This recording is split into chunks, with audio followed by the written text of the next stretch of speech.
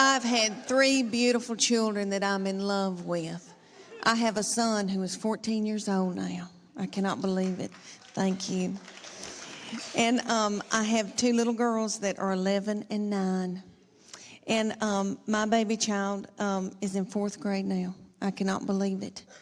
When she went to kindergarten a few years back, that was going to be the first time that I was going to be by myself all day long from 8 to 3, all by myself. I nearly grieved myself to death. I thought, Lord, what am I going to do with all this time on my hands? I hope I don't get hooked on whiskey and start honky-tonking.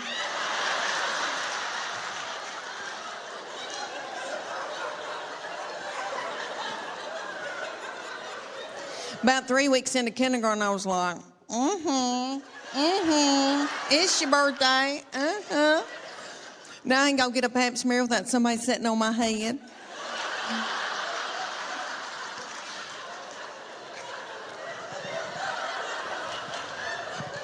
I'll never forget the day that I found out about her, and I feel terrible about it now. But I was overwhelmed. I knew something wasn't right. I didn't feel good. I thought, oh my gosh, surely I'm not pregnant this quick, this soon. And you know when you got to know something, you got to know it right then. I had to know right then. I grabbed up my 2 babies and diaper bag and all that stuff you take with you everywhere you go, and I went to the Walmart in the foothills of the Appalachian Mountains. And I bought an EPT pregnancy test, and I took it in the stall at Walmart. And I tinkled on it. And my 3-year-old boy looked at me, he said, what, is it positive?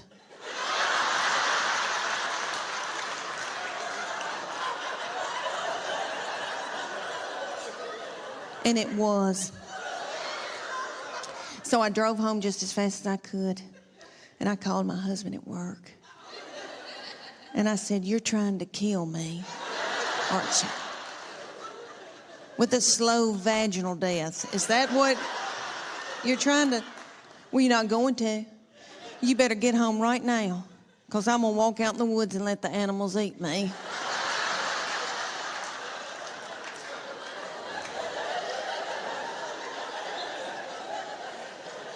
But let me explain to y'all why I was so torn up. I had a 13-month-old baby girl in diapers and a 3-year-old little boy in Superman panties with doo-doo balls falling out.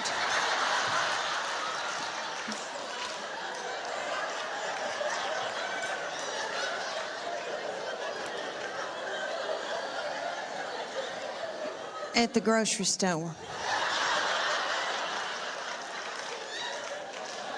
I thought, oh my Lord, did anybody see that? I don't have anything in my purse to pick it up with. Is some little child gonna think it's a milk dud?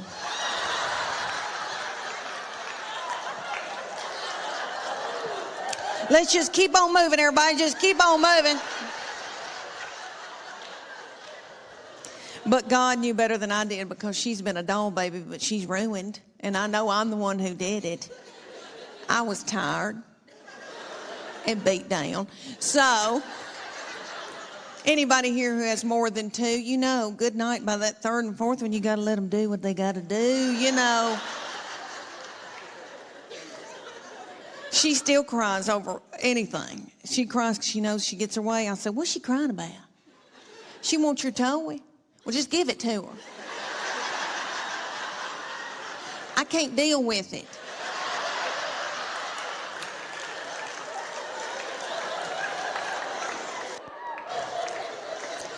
But she's a quirky little thing and fun. She is. She enjoys office work. And for Santa Claus this past Christmas, she wanted a filing cabinet. And that's what she wanted. And she likes, you know, big tape dispensers and all that kind of stuff. And in our house, she has offices set up all over our house. And she's always talked to herself. And we like to sneak and watch her, because she'll be doing office work. She has her little Barbie phone or cell phones and old cordless phones, and she'll be calling people up and chewing them out over the phone. She says, well, if you can't get this order in, I'm taking my business elsewhere. She says she wants to work for Geico when she gets older. For her 8th birthday, you know how mamas will call you and say, what's she into? What can I get her? And I said, well, she needs office supplies.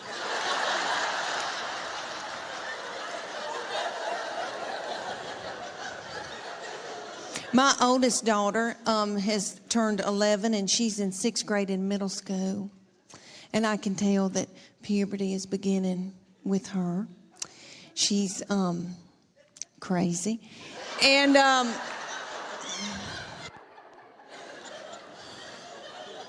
she's mean as a snake.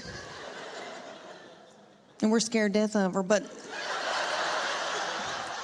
we just tiptoe around her. She cries a lot. She doesn't know why, and she tells us, I don't know why I'm crying. And we just try to get through it. But I'm telling you, she can run a household. She's a grown woman. She has been ever since she got here. So I said, you're going to have to come in here, baby. I said, your daddy's going to take care of y'all. I'm going to Nashville for like 3 days. She bust out crying. I said, what's wrong? She said, don't leave us with him. He doesn't know where the food is.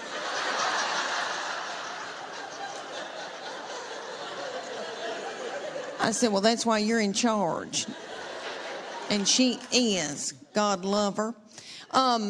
But my girls are emotional, and I don't mean to talk about them because I love them, and I know they'll visit me in the nursing home. But they are lunatics. My husband says they're psycho, and they need therapy. And I'll give you all an example. I can be in the pickup line at school, and this happened when they were in 1st grade, and it happens every day when I pick them up at school now. I'm sitting in the pickup line, and I can see them come out, and they are in a good mood.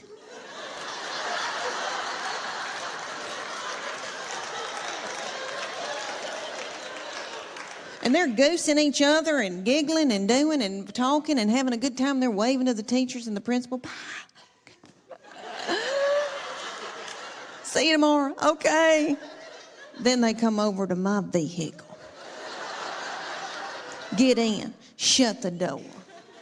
My 11-year-old take her backpack and sling it and hit me in the back of the head with it. Every day she says something like this. I'm starving to death. You don't have a piece of cheese in this car?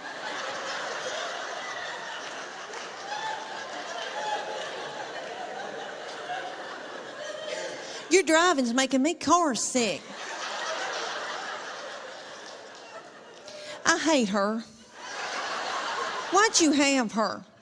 And then my baby will be sitting up there in a daze. She'll be going, Mama, Mama, Mama, Mama, Mama, Mama, Mama. What? Mama, Mama, Mama. What? I'm listening. She asked me some of the craziest things. One day she said to me, did Jesus ever have head lice?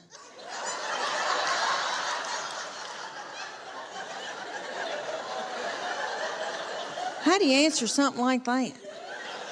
I said, well, baby, if he did, I know he healed it. And then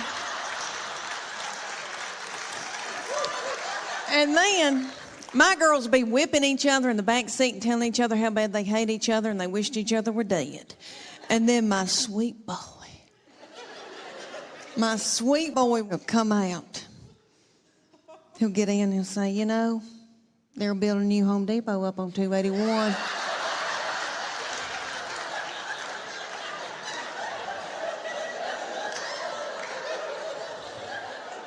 Just as happy-go-lucky. He's just like this. He's been like that all of his life. He's 14. He's never sassed me. I know people say it's coming. I'm telling you, I don't think it will. And I'm in love with him. My husband says I have an unhealthy obsession with him. Whatever. And he's the only one of all my family that doesn't give me any crap. So yes, I am in love with him. And that doll, we want the best for him and we want the best for these children. We want them to be involved in sports. You know, keep them off of dope.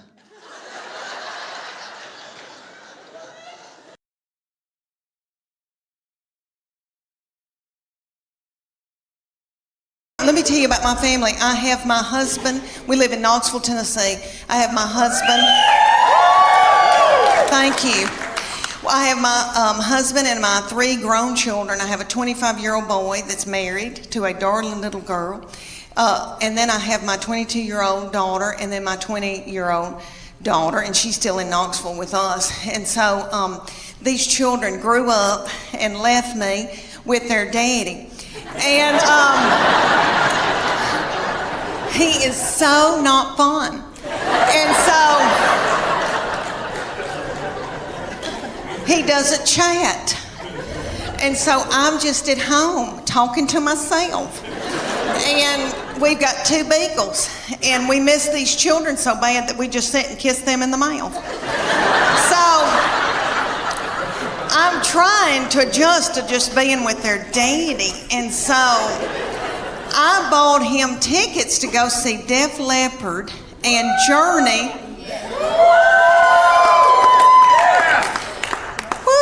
Okay, let me tell you. Have y'all been to concerts lately with old people that are older than I am? Okay, we went, and I thought, oh, we're going to have a fun date. And I said, where are we going to go out to eat? And he goes, I don't have time for that. It was on a weeknight, so he went to the Pilot and bought himself a tall boy. And I think that's what it's called, and an egg salad sandwich from the Pilot.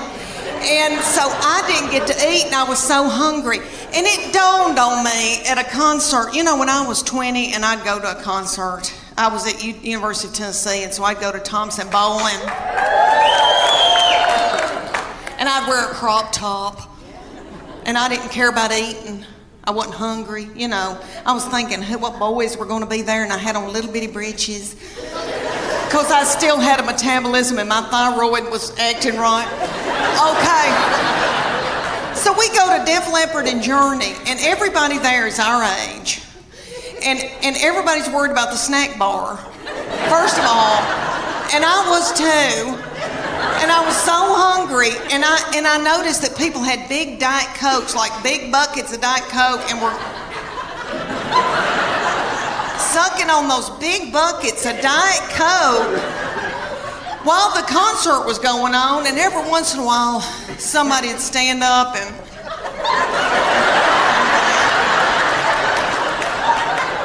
and then they'd sit back down.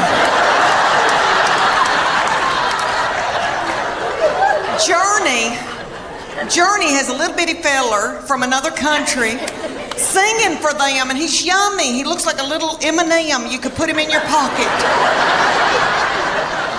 And you can tell he doesn't eat white flour and sugar. And he's singing and doing, he sounds like Steve Perry, but it's not the same. You know, Steve Perry's my boo.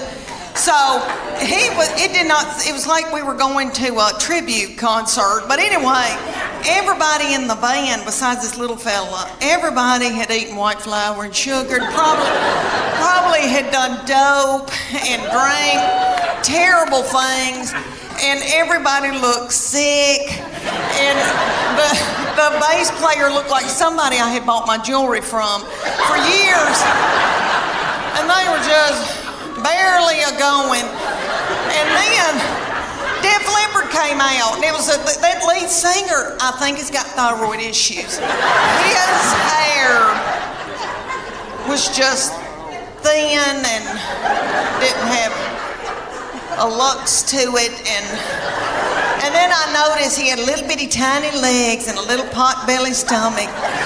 But he sang "Put Some Sugar on It," which I hate that mess. I am a Earth, Wind, and Fire R&B gal, and I love my Journey, but I was like, this isn't my thing. And my husband every once in a while would go, and then just sit down, because he loves it. But anyway, this little man with the tiny little legs and the thinning hair, and then he had this little bump right here, and I could tell that's a hernia. He's got a hernia.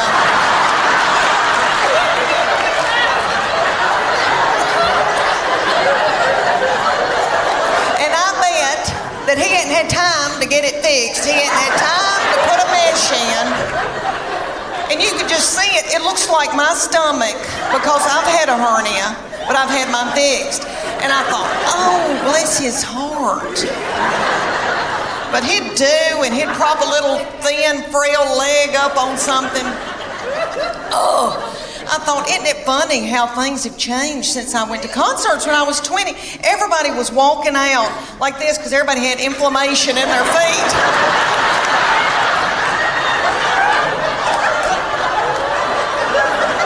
Trying to get to their car. And it was like 10 o'clock. I thought, what are we doing out here? What are we doing? We gotta get home. We gotta get in the bed. Let me tell you about this baby. We are becoming the best of friends, really, because she's now 21 years old, and she has always been a beauty and so smart and fun and hateful. Okay, so now she not to other people. She holds it in when she's in public so that she can come home and let it out on me.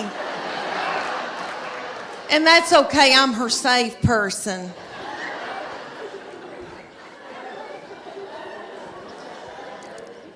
And I believe that God allows this when your children get in about, I don't know, junior, senior in high school, because he knows that you're grieving, because they're gonna leave. And he knows that you're gonna take to the bed over it. So, their junior and senior year, something happens. And they change on you. And they get to be the meanest people you've ever been around. So by the time they're ready to leave, you kick their crap out onto the curb. Her junior year, this started, okay, the very breath that I breathed out of my nostrils made her so angry.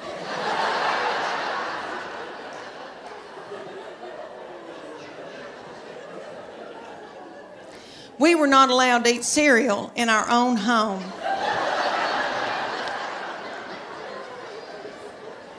Because she couldn't stand to hear us chew.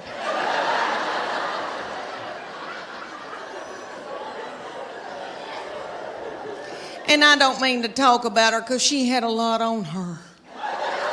She had a lot on her, like she had to empty the dishwasher. And that's a lot, you know. I'll give y'all an example. Okay, at the University of Tennessee in her sorority, these girls will come home, you know, and I'll cook for them and do, and I'm tickled. All right, well, they like Memphis, Nashville girls. Well, a little girl came home with her and spent 2 nights. So I washed that little thing's clothes, and all I said to this little girl was, Katie, you're so tiny. Your little underwear looks like a slingshot.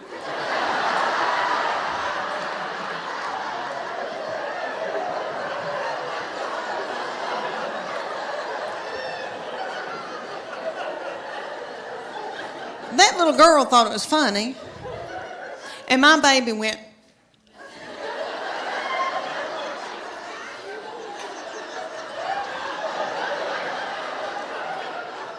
So I got out of there.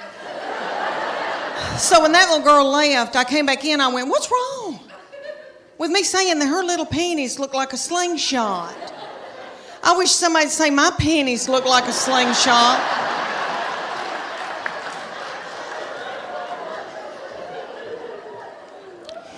My panties looked like... Have y'all ever seen Mel Gibson in Braveheart? You know when they pull that big ball out and that thing looks like it's a catapult. They pull that big ball, fling it and kill a bunch of children with it. That's what my panties look like. Do y'all know who owns Victoria's Secret? I used to buy my panties at Victoria's Secret, but they started cutting me in two. All right. Do y'all know who, seriously, do y'all know who owns it? Satan. Okay, so...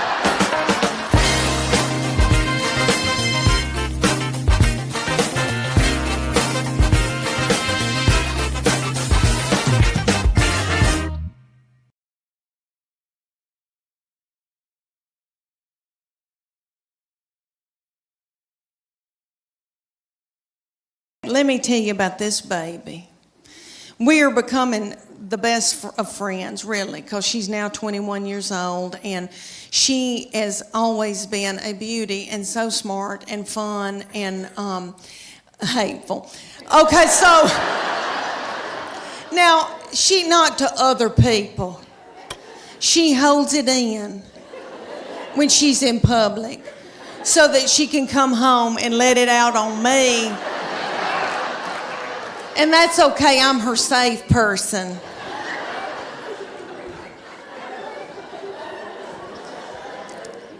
And I believe that God allows this when your children get in about, I don't know, junior, senior in high school, because He knows that you're grieving, because they're going to leave.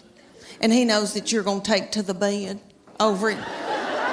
So, their junior and senior year, something happens.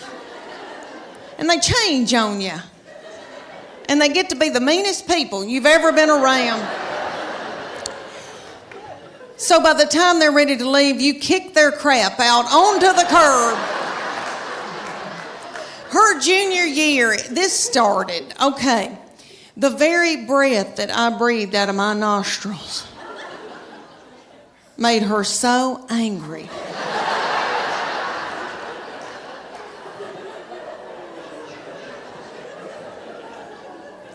We were not allowed to eat cereal in our own home.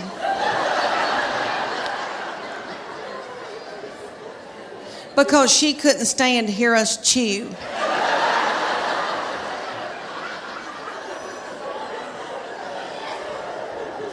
And I don't mean to talk about her because she had a lot on her. She had a lot on her, like she had to empty the dishwasher. And that's a lot, you know. I'll give y'all an example. Okay, at the University of Tennessee in her sorority, these girls will come home, you know, and I'll cook for them and do, and I'm tickled. All right, well, they like Memphis, Nashville girls. Well, a little girl came home with her and spent 2 nights. So I washed that little thing's clothes, and all I said to this little girl was, Katie, you're so tiny. Your little underwear looks like a slingshot.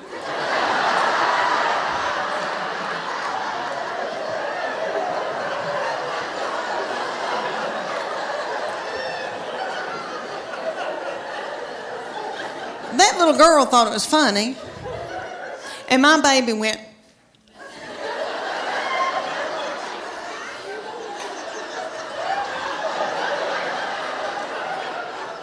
So I got out of there. So when that little girl left, I came back in, I went, what's wrong with me saying that her little panties look like a slingshot? I wish somebody'd say my panties look like a slingshot.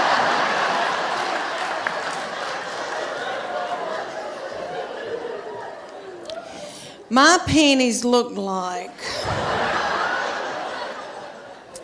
Have y'all ever seen Mel Gibson in Braveheart? You know when they pull that big ball out and that thing looks like it's a catapult. They pull that big ball, fling it and kill a bunch of children with it. That's what my panties look like. Do y'all know who owns Victoria's Secret? I used to buy my panties at Victoria's Secret, but they started cutting me in two. All right. Do y'all know who, seriously, do y'all know who owns it? Satan. Okay, so. Have y'all seen the goober mamas? The mamas that wear blue jeans to up their armpits, you know? I don't want to be like that, so I went to the Gap to get some low-rising blue jeans. Have you girls bought pants in the last 5 years? Oh my goodness, terrible. Okay. I went into the Gap, this beautiful, darling little 19-year-old heifer, brought me in a pair of blue jeans to try on. I did. Okay. The zipper, honest to goodness, was about that long. And they hit me about right here. And I said to her, I said, is my stomach supposed to be hanging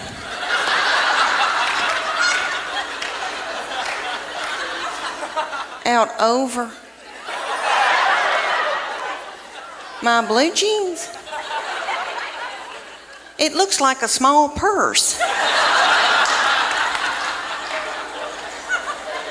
I said, are my panties supposed to be hanging out this far? Out of the back of my pants? She said, no. You're supposed to wear a thong. I said, excuse me, miss, but I'm a Christian. I don't use my panties for evil.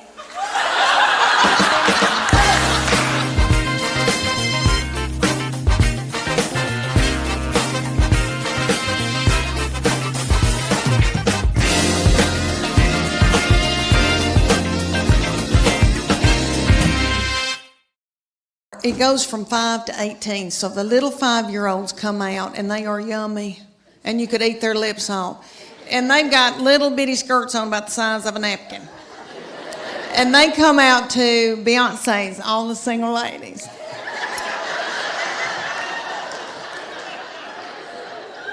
And their little mamas are in their 20s, and they're not bitter yet. And they're in the front, making every move that their little children are making. Because those little children are babies and they need to be at home breastfeeding.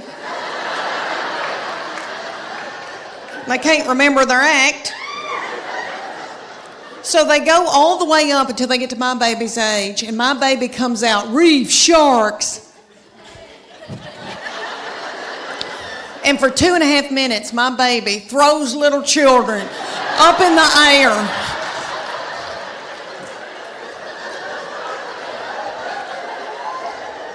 Broken out in a sweat.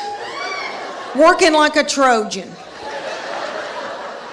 And the whole time, it's the most freakishly tiny little people you've ever seen that she's throwing up in the air. Their little mamas are freakish, tiny little people too. I'm from farming country in Middle Tennessee. We grew dark fire tobacco, so I've got thick ankles. I can work in the fields. I don't know who these people are. I don't know how they birthed a little baby, their little cervix. So these freakishly tiny little children are up on top, and the whole time she's throwing them in the air, they're doing this.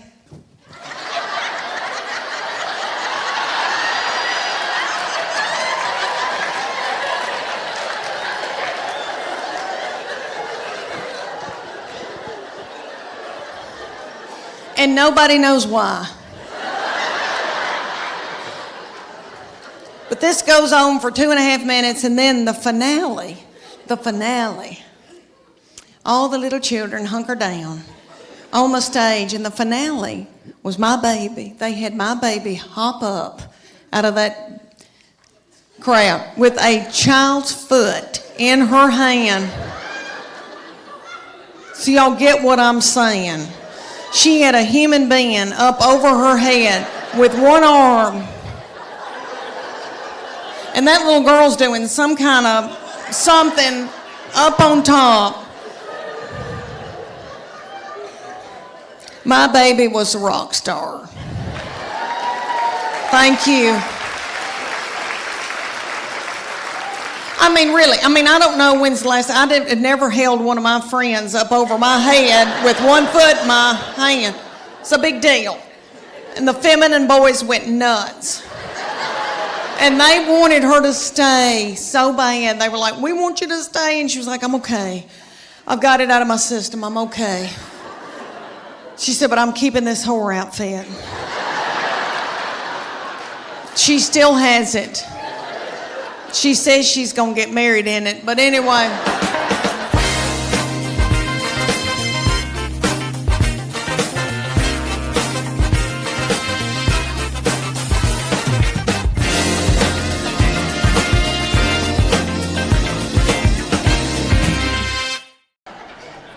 And we were going to learn the cha-cha to Earth, Wind, and Fire, and I was going to kill it.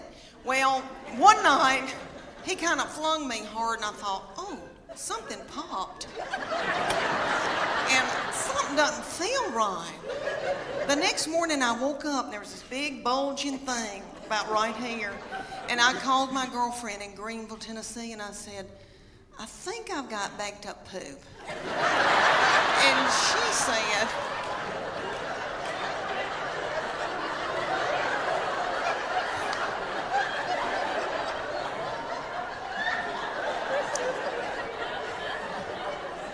because I have trouble with that.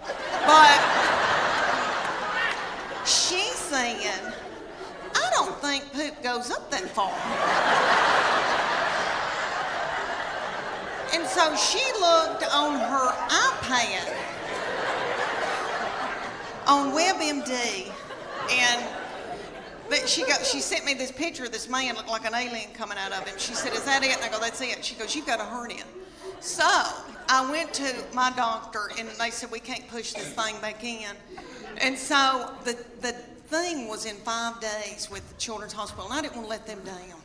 And I thought, Lord, what are we going to do? And my girls stepped in and learned a dance in 4 days. Bless their hearts, and they were practically nude. And they had to wear all that too. And I came out in a wheelchair to Proud Mary Keep On Turning. Thank you.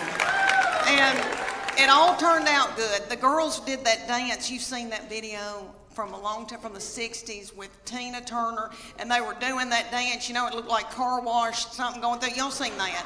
And you know that Ike probably whipped her in a cocaine rage before she hit that video. So I thought, if she can do it, I can do it.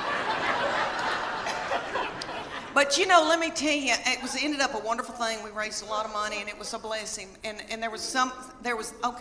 this blessing came out of it. Let me tell you, my husband found out about the cuddling program, and he is a baby cuddler. He cuddles drug-dependent babies every Wednesday night in Children's Hospital. Thank you. Thank you. That is so sweet. He didn't help me with mine, but that is so.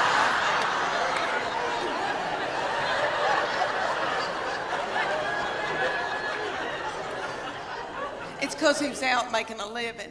But anyway, what I learned out of that whole hernia thing was that God forbid that I got sick with something bad. Because I truly believe that my husband and my children would let me die. That's what I learned out of that. I laid up in the bed for 3 days and nobody checked on me. I remember hobbling over to the stairs and yelling down, are we going to eat anything? My middle one, we go and get spray tans together. And I love them, and I feel thinner in them. If you're going through a hard time, go get a spray tan. Makes you feel like a movie star.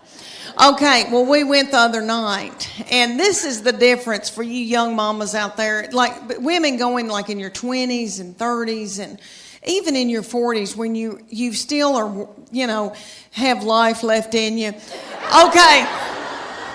There's something happens to you when you're in your 50s, and it is wonderful. You don't care, okay? You don't care about anything. All right. We go to get a spray tan, and y'all know about Snapchat. There's a thing called Snapchat where you can video somebody and send it to your friend. Okay. Or send it out to the world, I guess. All right. I'm completely naked with a plastic bag on my head. In the spray tanning thing, and it's like a car wash. It does this. And then you do. And then you do. And then you do. Okay. And when it's cold outside, it feels like needles going in you. It's so cold. Oh, that's awful. But anyway, she started filming me on Snapchat. Completely nude. Now, in my 30s and 40s, I would have been hysterical, and I would have been in a bowl, and I would have been so torn up. In your 50s, at first I was like, and then I was like, I don't care.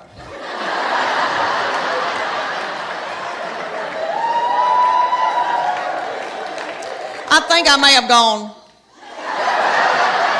I don't care. I don't care. It's a wonderful feeling. I hope y'all can all get to that one day where you don't care. Honey, it's wonderful. I just don't care. Okay. All right. She is a beauty. And I know every crow thinks theirs is the blackest, but she's always had a bunch of boys coming around wanting to date her. So there was one that came around, and he was a player. Do y'all remember that, player? Remember? So the young people call it player. My husband's not a player. He doesn't chat at all. So he never sweet talked me or, he's not that way. Solid, though, solid. I've got good health insurance. But, he is never, charmed, not that kind of man. Okay. Well, she had this one coming around. He was a charmer. He was a player. And so he would say to me things like, Miss Morgan, you look beautiful. And I'd be like,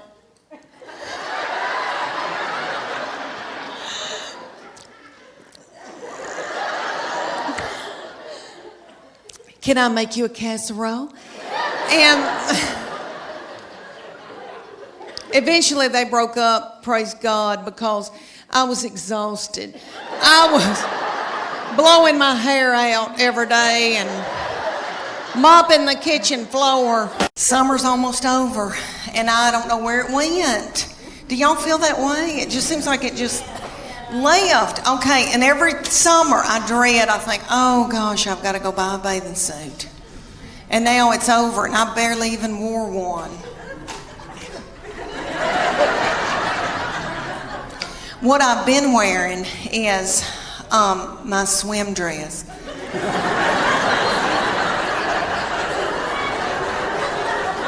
Because my life is over. I did a show for a bunch of women, and one of the women came up and she said, you ought to go to Sears and get you a swim dress in the Land's End department. And I thought, should this hurt my feelings?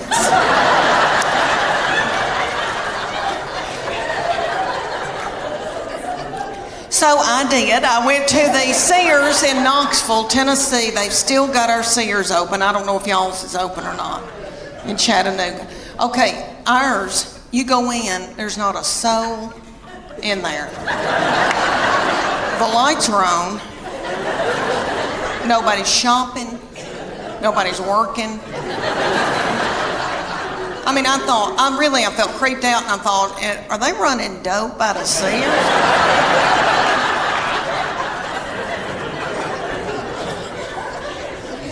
So I bought me a Land's End swim dress, and I gotta tell y'all, I'm beautiful in it. Okay. It gathers in right here where my hernia mesh is. And it shows my arms that I still have, because they're my daddy's. Jimmy Fletcher, I've still got his arms. Okay, I've still got my collarbones, praise God. And then it covers up the white flour and the sugar. So I just get a spray tan and I'm good. Well, for years, I was in torment wearing a miracle suit. I don't know if any of y'all have bought a miracle suit before. I know they've got them at y'all's Belk. I know they got them. And there's going to be a big gob of them hanging together, because they have hundreds of them. And I wore one year. I felt so desperate after I couldn't wear a bikini anymore. I wore a lavender one in Hawaii, and my husband and I went, and they took this scuba video of us scuba diving, and I popped that video in from Maui, and I thought, oh, I can't wait, and this big lavender thing goes by, and I'm like, what is that?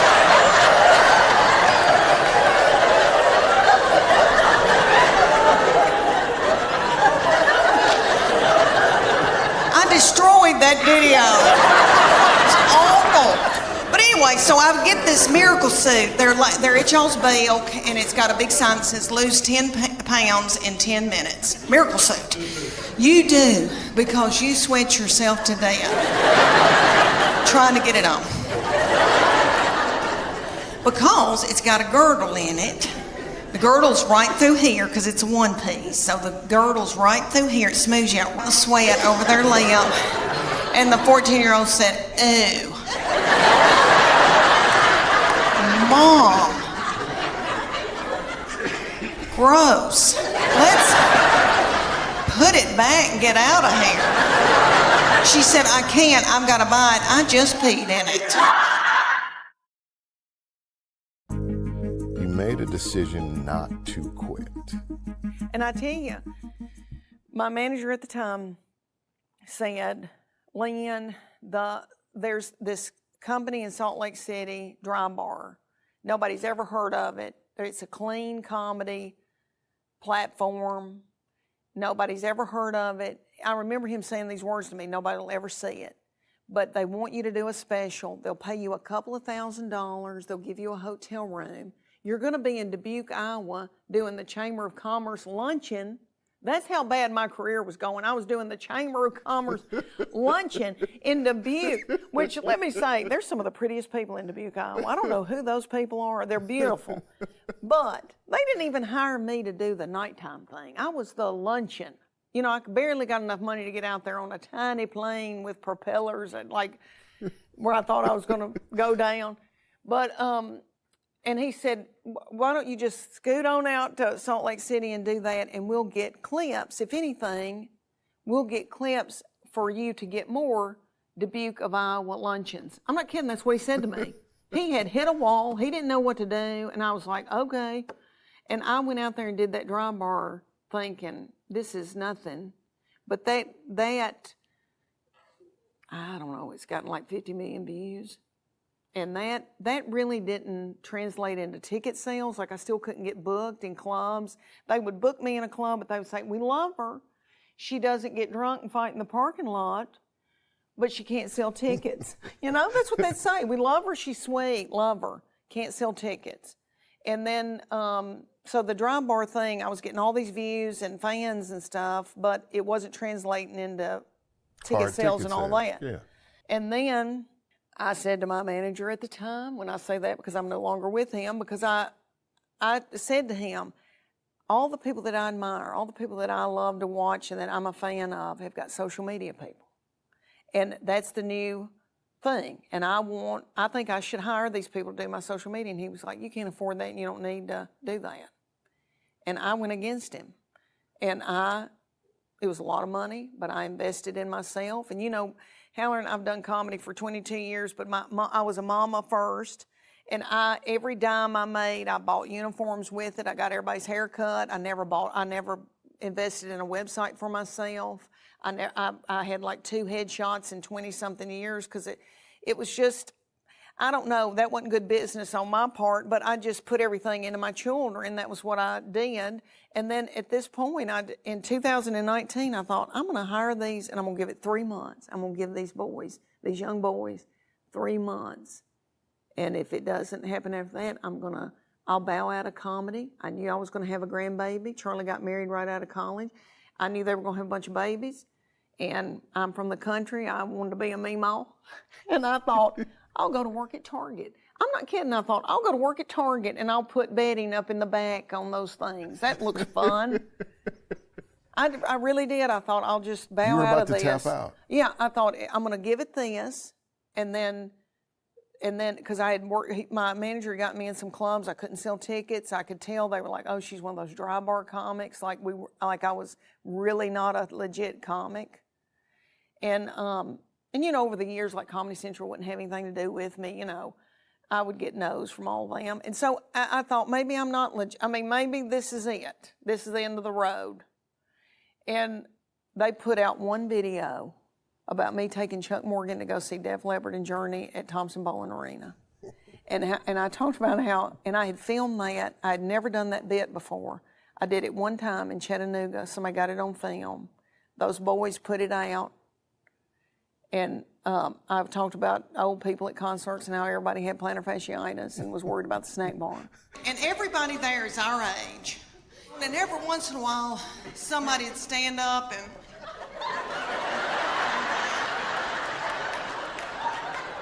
And then they sat back down. And it went viral. And it was like a fire. Somebody lit a fire, and I could feel it. I could feel it in my, a wave go through my body. I knew what was happening. I was in New York City. We were moving my baby into school she went to school for makeup for television and film. We were in a tiny hotel room, and I said, I think something is happening. And Chuck said, the Uber's here. Get the luggage and let's get out. Everybody was worried about moving her in her apartment. And but in my heart, I thought, oh my gosh, something is happening. And I could feel it, physically feel it. Does that make sense? I physically felt something. I thought, oh my gosh, I knew it. I saw thousands of people sharing. Well, people saw that and started looking at everything else that I had online that liked that. And then my manager called and said, they want to book you back in Orlando. They want to book you in Tampa. They want you to come to Chicago. And I started selling out all over the United States. It happened I'm not kidding, in 2 to 3 weeks, my life changed. Is that not the craziest thing? It's so much more special and wonderful than anything I ever thought it was going to be. The reason I'm sitting here and just absorbing what you're saying, and hopefully not stepping on what you're saying, is because I saw it happen. And I'm so proud of you for not quitting. Thank you. Right? Thank you. For not giving up, for believing in the possibility. So it starts to happen. 100-city tour? Yes. So I was selling out all over the United States in comedy clubs, one-nighters, and then and people were lined up, and these comedy club people were like, "Where have you been?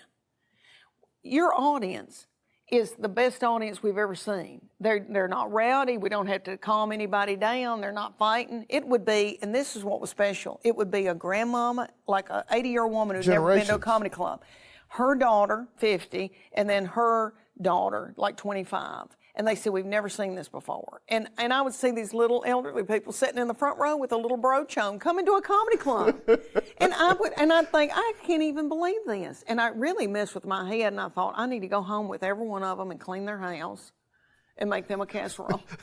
I really did. And put in a load of wash, because they're coming out and doing this for me. Because it had been years, where I could not, comedy clubs, I worked comedy clubs, like 5 or 6 a year would book me, but most of them were like, I didn't come up in them, so they didn't want me. So anyway, that was all crazy. And then my agent called me. Somebody begged, my manager begged somebody to take me as an agent. I was selling out all over the United States, and they still didn't want me. And I don't know if it's because I was a 50-something-year-old woman from Tennessee. I don't know what it was, but they had to beg a guy, like a favor, can you take her as her agent? And so he took me, sweet young guy, and they call me and they go, Outback Concerts out of Nashville, Tennessee, which I've known Mike Smartack and Brian Dorfman for 20 years. I've always wanted to be in business with them. They did the Blue Collar Tour, and they do all the comedians that you've ever loved. Called me and they said, we want to give you a 50-city tour. Put it on sale, sold out. They said, we're going to give you another 50. So that was the 100-city tour, and I named it the Big Panty Tour. Okay, let me tell y'all that my middle one, we go and get spray tans together. And I love them, and I feel thinner in them. If you're going through a hard time, go get a spray tan. Makes you feel like a movie star. Okay, well, we went the other night, and this is the difference for you young mamas out there. Like, women going like in your 20s and 30s and even in your 40s when you still are, have life left in you. Okay. There's something happens to you when you're in your 50s, and it is wonderful. You don't care, okay? You don't care about anything. All right. We go to get a spray tan, and y'all know about Snapchat. There's a thing called Snapchat where you can video somebody and send it to your friend. Okay. or send it out to the world, I guess. All right, I'm completely naked with a plastic bag on my head. In the spray tanning thing, and it's like a car wash. It does this. And then you do. And then you do. And then you do. Okay. And when it's cold outside, it feels like needles going in you. It's so cold. Oh, that's awful. But anyway, she started filming me on Snapchat. Completely nude. Now, in my 30s and 40s, I would have been hysterical, and I would have been in a bowl, and I would have been so torn up. In your 50s, at first I was like, and then I was like, I don't care.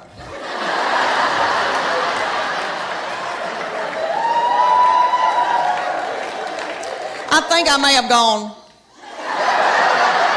I don't care. I don't care. It's a wonderful feeling. I hope y'all can all get to that one day where you don't care. Honey, it's wonderful. Bathing suit season, Lord. I've always worn a miracle suit, and I'll talk about that in just a minute, but I did a show for a group here in Knoxville. They were darling. And after I did it, a woman came up to me and she goes, Leanne, are you not going to Sears and buying you a swim dress? And I thought, well, I didn't know my life was over.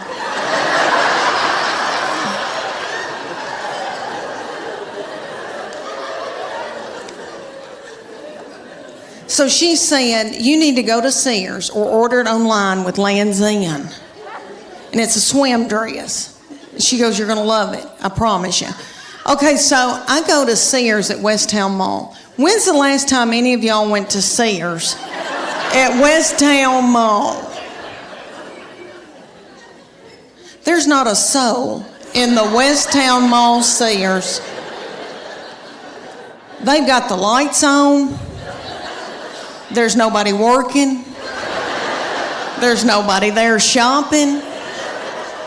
I swear I think they're running dope out of Sears.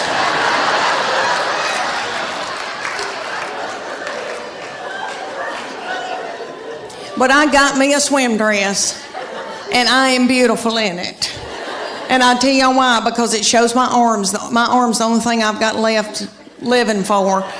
And they are my daddy's. Jimmy Fletcher, I got them from him. My sister gets so mad because she didn't get them, and she'll call me and say, you got daddy's arms, and just hang up on me.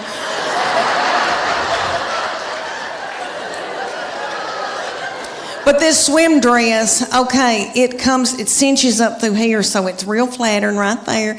And then it comes down and hides all this boogity-boo I got going on right here. And I am beautiful in it. I hate to say that. It kind of looks like Titanic,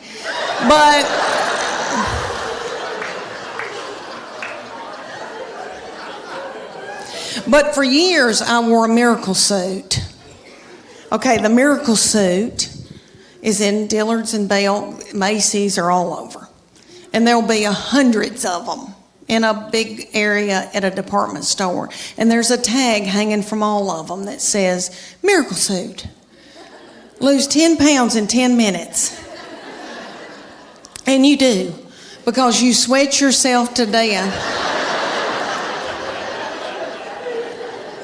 trying to get it on.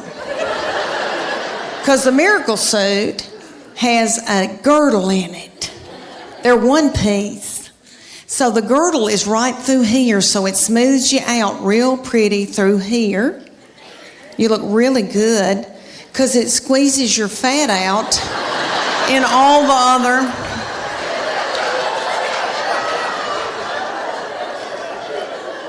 the other directions, all the other holes. And I would buy it because I felt desperate and I didn't know what else to do. And I didn't feel pretty in them. And then I'd buy a sarong and wrap it around my whole body. And then sit under an umbrella and act like I was reading. And But I bought them every year. I had them all the time. And I look back in videos from vacations and I've got them on and it's awful. Okay, so my girlfriend, the one with poop, you remember her? Okay, she found out that I had one. She was like, oh my gosh, I want one. So she drove down from Greenville, Tennessee. And they went to the Dillards. And she brought her 14-year-old daughter with her, and they got in the dressing room at Dillard's, and the 14-year-old was sacking her mama up in this bathing suit.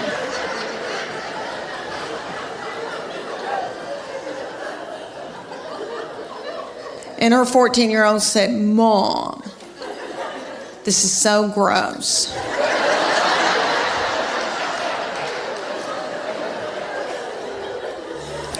Put it back, let's get out of here. She said, I can't, I've got to buy it, I just peed in it.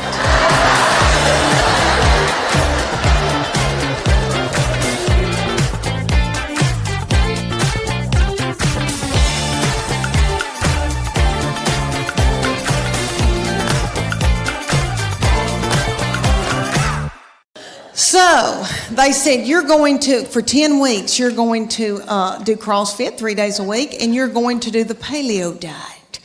The paleo diet is what God put upon this earth to sustain us.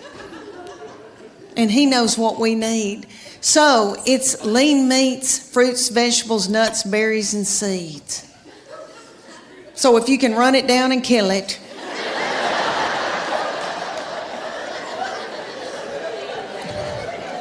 dig it out of the ground, pick it off of a bush, you can eat it. That means no dairy, no grains of any kind. But when they take you lean meats, fruits, vegetables, nuts, and berries, you think, that's not so bad. Okay, but no dairy, no grains. When's the last time anybody in here got off of white flour? Anybody, can you clap? Can you clap or are you too weak?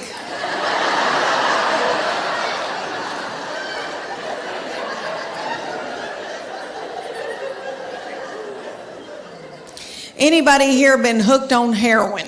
Anybody? I've never been hooked on heroin, praise God, but I was raised watching Shaft. I don't know if y'all watched that when y'all were little on TV, and they would always have somebody getting off of heroin. It looked like a booger. It looked like an awful booger. And I'm not trying to belittle that, but I'm telling you, I shook getting off of sugar and white flour. I was drinking coffee 24 hours a day. My teeth got yellow. I had to have those bleached. My husband said, you are so hateful. Will you please eat a piece of white bread? But Church of God Beacon, and I did it, honey. We did it. And I mean, then they took our after picture. It took, 10 weeks later, and I did not lose that much weight. It was like 8 or 9 pounds, but my body turned into somebody else's body, honey. And it was pretty cute. And I leaned out and I thought, oh my gosh. And so then they took our after picture, and I made sure I got a spray tan. And I had a really good bra on, and I took that picture. And I'm ashamed to tell y'all, but I won that competition. Oh, stop. I don't deserve to be applauded. I know y'all are thinking, oh gosh, Leanne, that's wonderful, but what happened? What happened, Leanne? I'll tell you what happened. I did okay for about 3 weeks, and then I spotted a tortilla. That's what happened.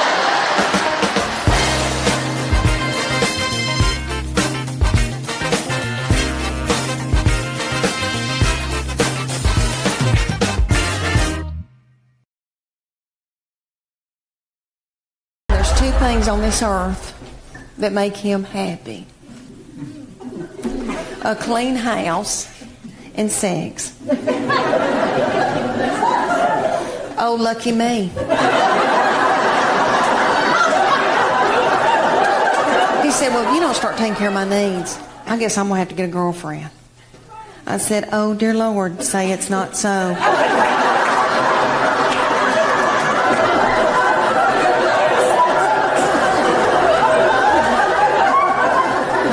make sure that she's stout and that she can mow, because I need some help.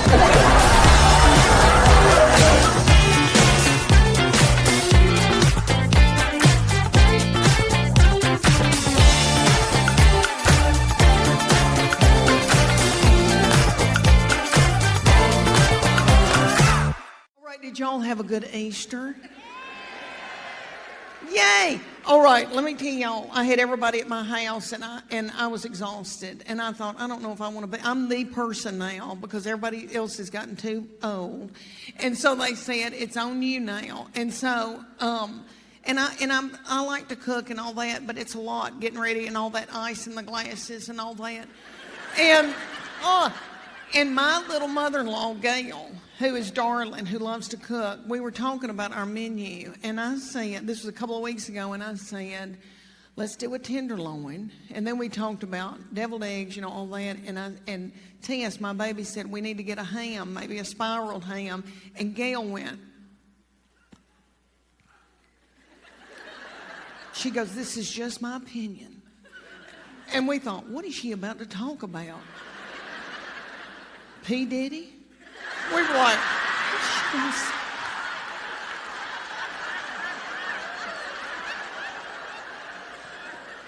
she goes, it's just my opinion, but I think a ham that has not been spiraled tastes better.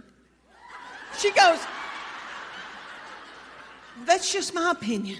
She goes, that's just my opinion. We were like, it's okay, Gail, you can tell us that.